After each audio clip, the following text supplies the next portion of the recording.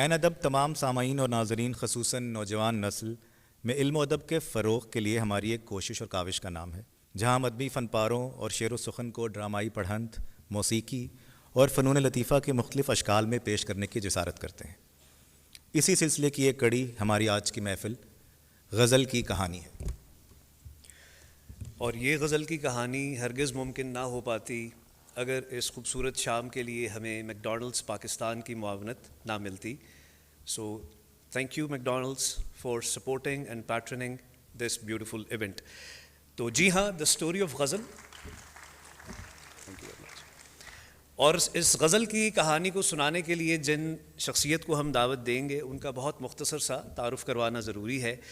آپ ڈیلس میں مقیم ہیں، ہر سال پاکستان آتے جاتے رہتے ہیں اور اس قسم کے بہت ہی خوبصورت اور موضوعات کے اوپر عوام کو سیر ہس علم بانٹتے ہیں۔ آرٹ کلیکٹر ہیں، موسیقی کے ماہر ہیں، ہندوستانی کلاسیکل موسیقی، قوالی، کتھک، ٹھمری اور ان جیسے علوم پر خوب ملکہ رکھتے ہیں، اور مشکل ترین چیزوں کو انتہائی آسان فہم انداز میں میرے آپ کے ہم سب کے ذہنوں تک منتقل کرنا، یہ بھی ان کی شخصیت کا ایک خاصہ ہے۔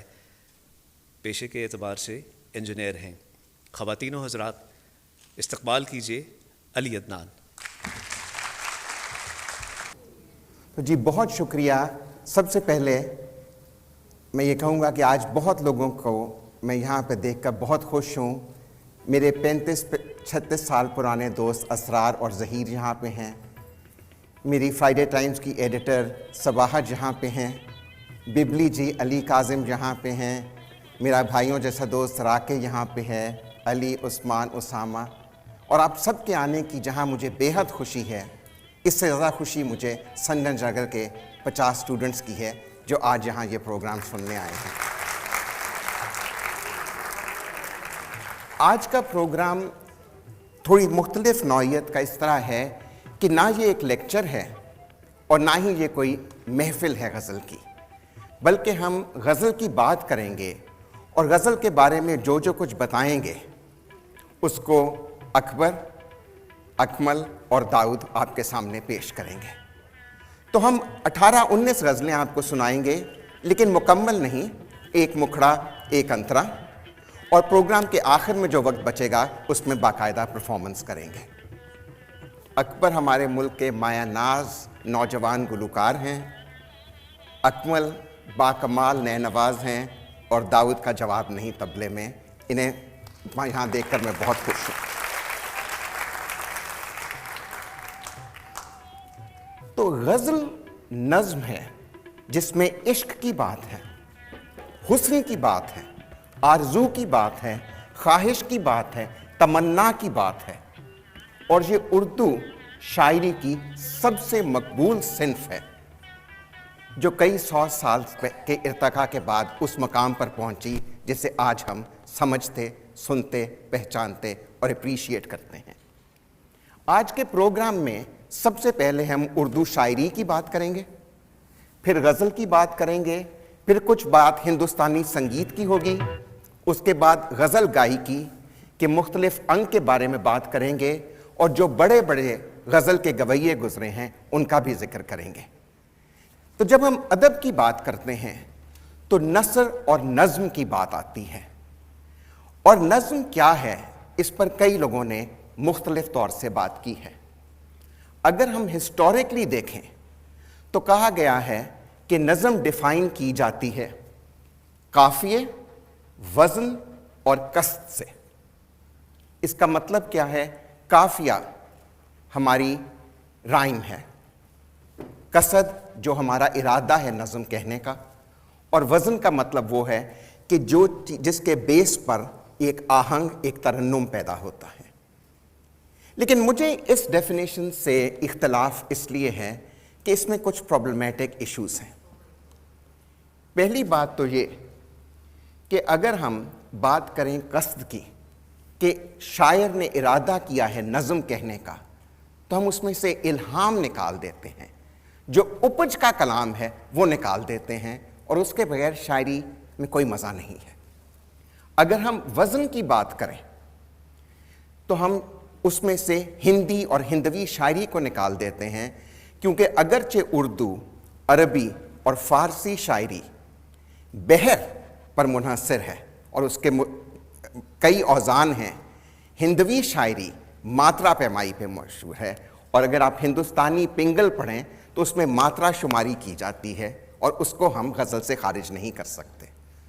اور پھر اگر ہم قافیے کی بات کریں اور کہیں کہ قافیہ ضروری ہے تو نظم معرہ اور آزاد نظم شاعری سے خارج ہو جاتی ہیں۔ چنانچہ مجھے اس ڈیفینیشن سے جو 200-400 سال سے کی جا رہی ہے اختلاف ہے۔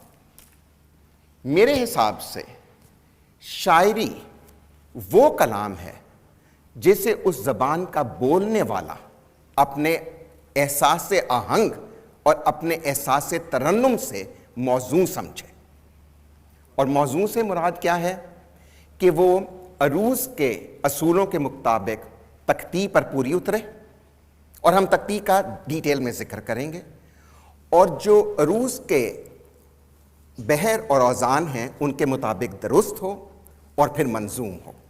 تو یہ بات ہے نظم کی۔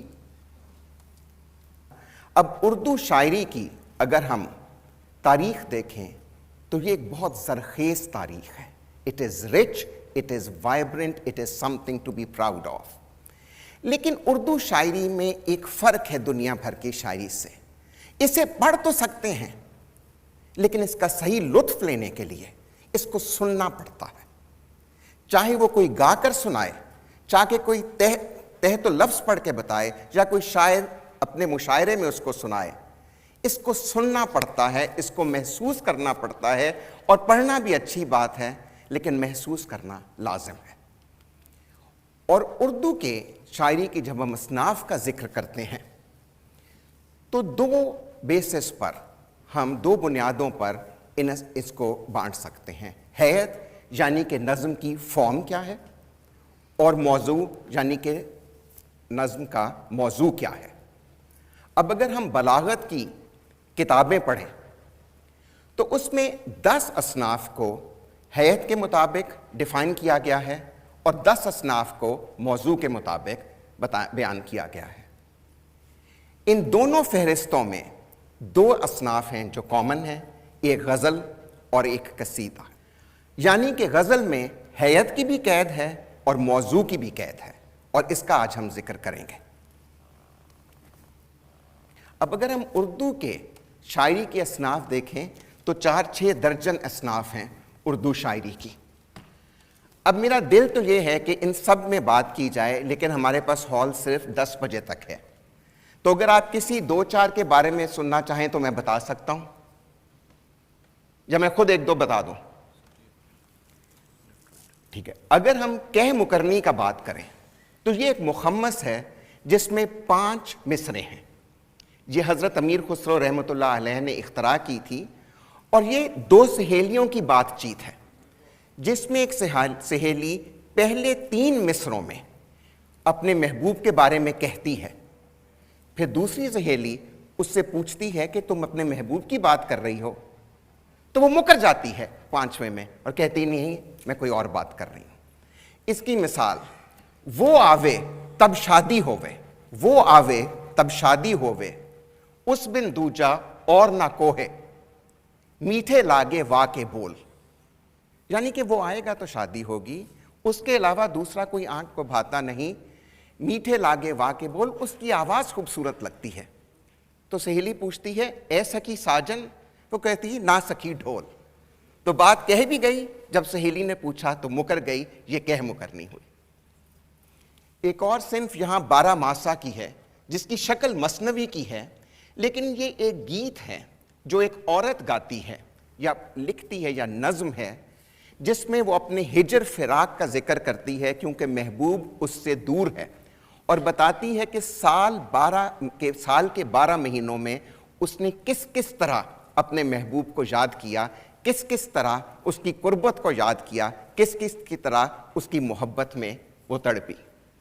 چہار بیتی کا تعلق افغانستان اور ہمارے پختون علاقوں سے ہے، اور یہ ایک مقابلے کے طور پر قوالی گینگ میں پڑھی جانے والی نظم ہے، جہاں 2 مختلف قبیلوں کے لوگ آمنے سامنے بیٹھ کر ایک دوسرے سے مقابلہ کرتے ہیں، اپنے آباء و اجداد کی، اپنے قبیلے کی، اپنے گھرانے کی تعریف کرتے ہیں، ان کی بہادری کی، ان کے کردار کی۔ تو یہ چند ایک کا میں نے ذکر کیا، کبھی زندگی رہی، موقع ملا تو آپ کے ساتھ ان سب کی بات کریں گے۔ ان ساری 60-70 اصناف کا ذکر کیا جائے تو ان میں سب سے ممتاز، سب سے مقبول، سب سے منفرد نام غزل کا ہے، جو آج ہمارا ٹاپک ہے۔ اور غزل کے بارے میں ہم وثوق سے کہہ سکتے ہیں کہ اردو شاعری میں اس سے زیادہ مقبول کوئی اور صنف نہیں ہے،